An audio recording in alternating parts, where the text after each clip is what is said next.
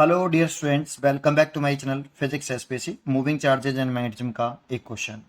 A uniform magnetic field 2 into 10⁻³ tesla act along positive Y direction. A rectangular loop side 20 centimetre and 10 centimetre with current 5 ampere in Y Z plane. The current is in anti clockwise sense with reference to negative x axis. The magnitude and direction of torque h चार choice रखे हैं। सबसे पहले एक figure बनाते हैं solution. देखो ये आपका x एक्सेस बना ली, ये y एक्सेस। देखो z एक्सेस एक्चुअल में होती है ऐसे है ना, ऊपर की तरफ प्लेन के परपेंडिकुलर ऊपर की तरफ ऐसे, लेकिन बना ऐसे देते हैं। सोचना ऐसे है, बना ऐसे देते हैं, ठीक है। तो प्लस के जेड ऊपर होगी और माइनस के जेड नीचे होगी। बना ऐसे देता हूँ, ये प्लस का जेड है, ठीक है, ये प्लस का जेड एक्सेस है, ठीक है। अब कह रहा है कि जो यूनिफॉर्म मैग्नेटिक फील्ड है वो अलोंग पॉजिटिव वाई एक्सेस में है। तो मैग्नेटिक फील्ड तो वही ऐसे है और कांस्टेंट मैग्नेटिक फील्ड है बी, और बी की वैल्यू रखी है उसने हमें 2 इंटू 10⁻³ टेस्ला। अब इसे वेक्टर फॉर्म में लिखना चाहें तो वेक्टर फॉर्म में लिख लो, बी वेक्टर बराबर बी इंटू यूनिट वेक्टर। तो ये यूनिट वेक्टर का फॉर्मूला है, आपने पढ़ा हुआ। ए वेक्टर बराबर ए का, ए वेक्टर लिखते हैं तो ए का मैग्नीट्यूड लिखते हैं, साथ में एक यूनिट वेक्टर लिखते हैं। इन दोनों की डायरेक्शन सेम होती है, डायरेक्शन सेम। तो ये ऐसी यहां पर मैग्नेटिक फील्ड की और यूनिट वेक्टर की डायरेक्शन सेम होनी चाहिए। और आपका जो यूनिट वेक्टर है, बी वेक्टर है ये, तो बी वेक्टर की डायरेक्शन अलोंग वाई एक्सिस है और वाई एक्सिस में यूनिट वेक्टर जे कैप होता है। इसे लिख सकते हैं B vector equal to B J cap, ठीक है ना, B vector equal to B J cap. तो बी की वैल्यू रखिए 2 इंटू 10⁻³ जे कैप। फर्स्ट इक्वेशन तो ये, ठीक है। एक रेक्टेंगल लूप है जिसकी साइड 20 सेंटीमीटर है और 10 सेंटीमीटर है और उसका प्लेन वाई जेड प्लेन है बेटा। तो वाई जेड प्लेन है, बना लीजिए एक रेक्टेंगल लूप, कुछ इस तरह से बना लीजिए ऐसे। ये एक रेक्टेंगल लूप हो गया, ठीक है। इसकी ये साइड में मान लेता हूं 10 सेंटीमीटर और ये वाली 20। और करंट इधर से देखने पर, नेगेटिव एक्स एक्सिस से देखने पर, इधर से अगर देखें हम ऐसे, बोला है reference to negative X axis, तो एंटी क्लॉकवाइज दिखाई दे रहा है। तो इधर से देखने पर एंटी क्लॉकवाइज है, कुछ इस तरह से। अब ये कुछ समझ में नहीं आता कि इधर से देखने पर आप एंटी क्लॉकवाइज है, ये ऐसे। इधर से देखने पर क्लॉकवाइज दिखेगी और इधर से देखने पर एंटी क्लॉकवाइज। अब ये समझ में नहीं आए तो कोई बात नहीं, मैं समझा दूंगा। अब जरा ध्यान दीजिए, इसमें अगर आप दर्शन की चर्चा करते हैं कि मैग्नेटिक मोमेंट जो होता है, magnetic moment M is equal to होता है current into area. Vector form में लिखें तो एम और ए वेक्टर। अब हमें ये समझ में नहीं आता कि एम की डायरेक्शन क्या होगी। मैग्नीट्यूड तो समझ में आ जाता है कि मैग्नीट्यूड तो M into current into area लिख लो। तो करंट में मालूम है एरिया साइड का स्क्वायर कर लेंगे, सॉरी 10 इंटू 20 कर लेंगे, रेक्टेंगुलर लेंथ इंटू ब्रेथ।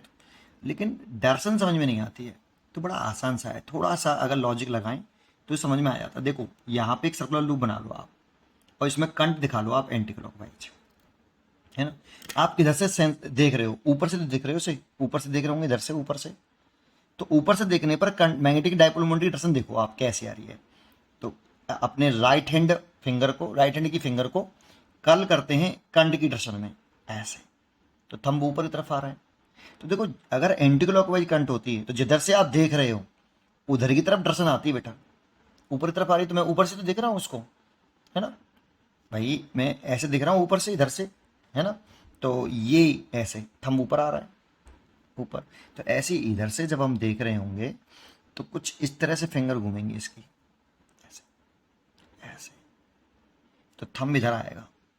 इधर से देख रहे हैं एंटी क्लॉकवाइज करंट को, जिधर से देखो उधर ही डायरेक्शन आती है बेटा। तो आप ऊपर से देख रहे हो तो ऊपर की तरफ दिखाई दे रही है, आप इधर से देख रहे हो तो प्लेन के परपेंडिकुलर होती है, बट लूप के प्लेन के परपेंडिकुलर होती है। तो देखो यहाँ पे ऐसे आ रही है, तो लूप का जो सर्कुलर लूप है उसका प्लेन के परपेंडिकुलर है। इसमें वाई जेड प्लेन है तो उसके परपेंडिकुलर आएगी, तो एक्स एक्सिस के अलॉन्ग आएगी।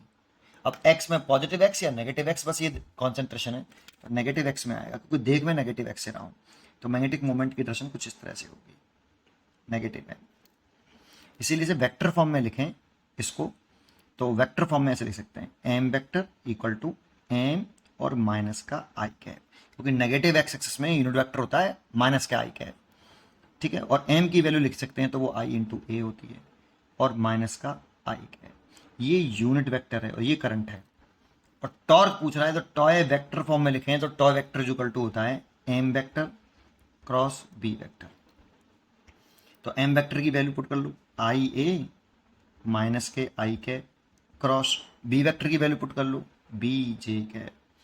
तो आई ए बी और माइनस साइन ये लगा लिया ये वाला और ब्रैकेट में I cap cross J cap. अब एक सर्कल बनाया हुआ वेक्टर वाला आपने, यहाँ पे लिख लो आई कैप, यहाँ लिख लो जे कैप, यहाँ लिख लो के कैप। अब हमसे आई क्रॉस जे कह रहा है तो आई से जे की तरफ शॉर्टेस्ट पास से घूमो, तो इसी की दिशा में घूम रहे हैं तो प्लस का आएगा, तो आई कैप क्रॉस जे कैप आएगा प्लस का के कैप। तो यहाँ लिख दो, तो आई ए बी इसकी वैल्यू प्लस का के, लेकिन पहले से माइनस है इसीलिए माइनस का के कैप। और माइनस का के कैप जो होता है वो नेगेटिव जेड एक्स में होता है, इसीलिए डायरेक्शन तो हो गई टॉर्क की, अगले पेज पर कर देता हूँ। डायरेक्शन टॉर्क का जो मैग्नीट्यूड हो गया वो तो हो गया आई ए बी, और डायरेक्शन माइनस का के कैप बता रहा है डायरेक्शन अलोंग माइनस का जेड एक्सेस, माइनस के नेगेटिव जेड एक्सेस में होगा। तो देखो नेगेटिव जेड एक्सेस में यही है, एक बी चॉइस ही है बस केवल, तो मैग्नीट्यूड निकालो ना निकालो एक ही चॉइस है, फिर भी चेक कर लेते हैं। करंट की वैल्यू है आपकी कितनी 5 एम्पियर है, देखो ये रही, तो 5 एम्पियर लिख दो। एरिया लिखो, तो एरिया है लेंथ इंटू ब्रेथ 20 सेंटीमीटर और 10 सेंटीमीटर, तो 200 सेंटीमीटर स्क्वायर, मीटर में चेंज करेंगे तो माइनस के 4 है ना, 200 सेंटीमीटर का स्क्वायर है एरिया, तो इसे मीटर में चेंज करेंगे तो इतना आ जाएगा। और मैग्नेटिक फील्ड रखा है 2 इंटू 10 की पावर माइनस के 3 है ना। तो देखो इसका इसमें मल्टीप्लाई कर लो तो ये 1000 हो गया और 10 की पावर माइनस के 4 और ये 2 इंटू 10 की पावर माइनस के 3, इससे तो ये कट गया, तो ये आ गया 2 इंटू 10 की पावर माइनस के 4 न्यूटन इंटू मीटर, इतना टॉर्क आया। तो देखो मैग्नीट्यूड में इतना है और डायरेक्शन में भी नेगेटिव जेड एक्सेस आ रहा है। और थोड़ा सा अगर सोचो ना तो ये दर्शन निकालना चाहो तो एम क्रॉस बी करो बेटा राइट हैंड से, तो एम क्रॉस बी कर रहे हो ना, एम क्रॉस बी कैसे, थंब नीचे जा रहा है, M cross B right hand rule M cross B की दर्शन निकालो ना, जो दर्शन एम क्रॉस बी की होगी वही दर्शन किसकी होगी टॉर्क की। तो एम क्रॉस बी, एम से बी की तरफ छोटे एंगल से घुमा दो, थंब नीचे जा रहा है, नीचे की तरफ क्या है नेगेटिव जेड एक्सेस, तो नेगेटिव जेड एक्सेस है अलोंग नेगेटिव जेड एक्सेस हो गया। उम्मीद करता हूँ कि आपको जरूर समझ में आया होगा, पढ़ते रहिए और खुश रहिए।